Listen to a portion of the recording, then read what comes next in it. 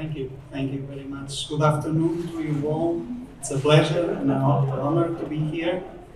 Although a moderator, I was asked to give you some brief remarks before presenting our distinguished panelists.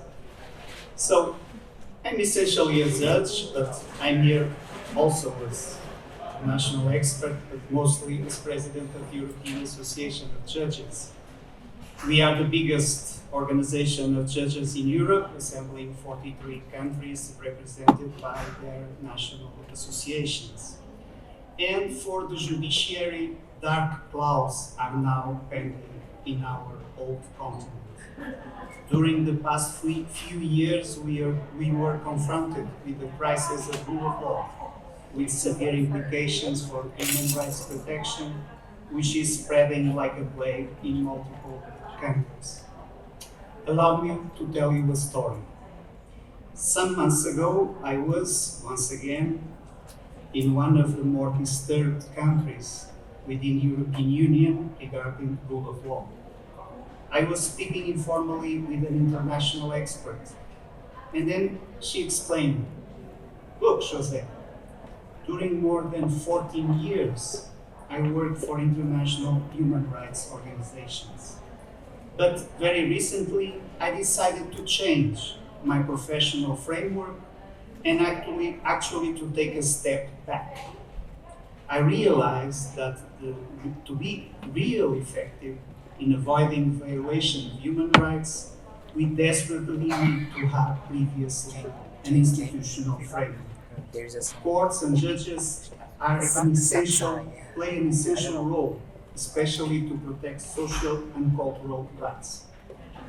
If we don't have independent courts committed in an impartial way to defend our core values, then we will be in very serious troubles. So here I am now, working with the judiciary, judges, lawyers, prosecutors, because it's mostly here that our future is being shaped. In a recent survey, more than 60% of our 43 members declared that in the past 5 years, the situation of judiciary in their countries concerning judicial independence and rule of law has worsened. One recent example, the European Association of Judges created a fund just to assist thousands of judges and prosecutors arrested for years, expelled from the judiciary, and with all their assets confiscated. Everything due to authoritarian regimes in countries that I will not mention, but particularly one of them were pointed out by a well-known athlete in the morning. The European Association of Judges has already spent more than 120,000 euros in humanitarian assistance to several dozens of judges and their families, with contributions that don't normally exceed $1,000 to each of those families, only to cover very basic needs. Democracy is based on two major pillars: elections, providing legitimacy to the rulers, but also the values assembled by the rule of law, as opposite of rule of man, in which the principles of separation of powers and judicial independence are vital prerequisites. The arrival of so-called illiberal democracies at the very heart of the European Union has, since the early stages, instigated a vigorous attack on courts. Therefore, in some countries that are members of the European Union, the second pillar of democracy is neglected, if not dethroned. The menaces to rule of law are now everywhere, as democracy is being characterized as outdated, inefficient, with its terrible habit of respecting minorities, upholding human rights and freedom of expression, and of avoiding excessive concentration of state powers. Alexis de Tocqueville, studying democracy in America, almost 200 years ago, baptized democracy as the great experiment. I sympathize with this definition that alerts us to the delicacy of democracy, the fragility of democracy, characteristic of a system that is always being tested. I do believe, working intensively in the last years in different regions of the world, that the solutions for the problems of the judiciary are intimately connected with Goal 16 of the United Nations Sustained Development and should be built in cooperation and partnership with civil society, working together in field projects that addresses our mutual concerns.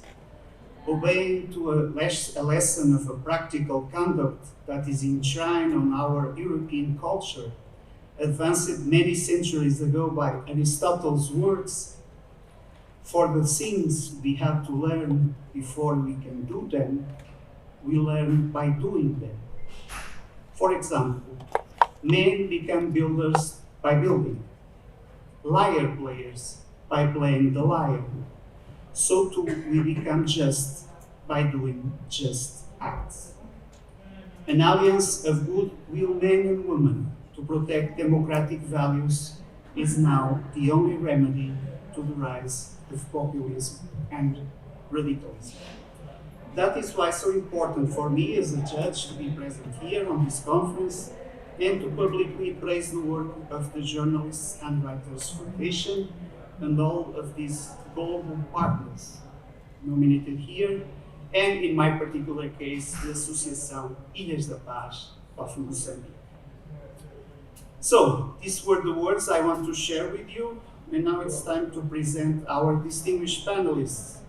We have a very large and interesting set of speakers. The first one is Isaac Xande. He is the Ombudsman of Mozambique.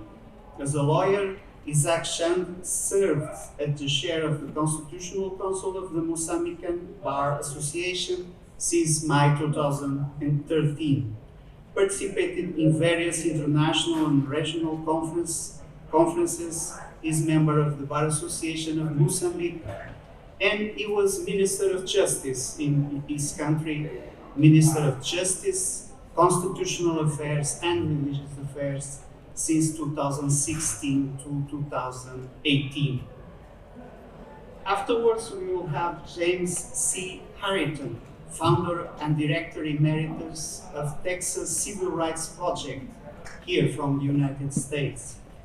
Jim Harrington is a human rights attorney of 45 years already working on this field. Is the founder and director emeritus of the Texas Civil Rights Project.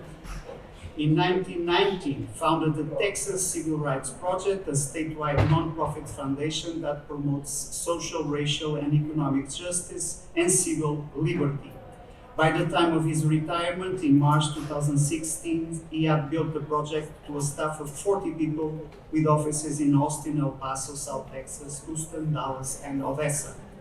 Since his retirement, Mr. Harrington has established also another project, Proyecto Santiago, at St. James Episcopal Church in East Austin, which advocates for the Latino community.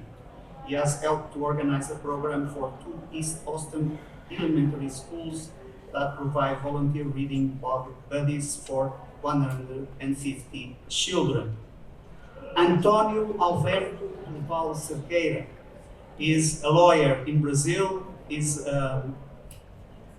involved with the Court of Ethics and Disciplinary and at the Brazilian Bar Association. Mr. Cerqueira is counselor of the Brazilian Bar Association for the 3-year period 2019-2021. Lawyer for 21 years, has been active in legal cases of high complexity, including superior courts, and is also frequently heard by media outlets of the Federal District and Brazil to give his opinion on relevant legal issues.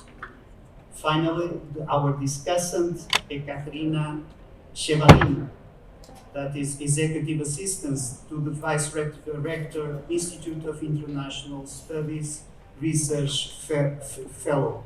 Ekaterina Shibalina is a research fellow at the NGIMO University.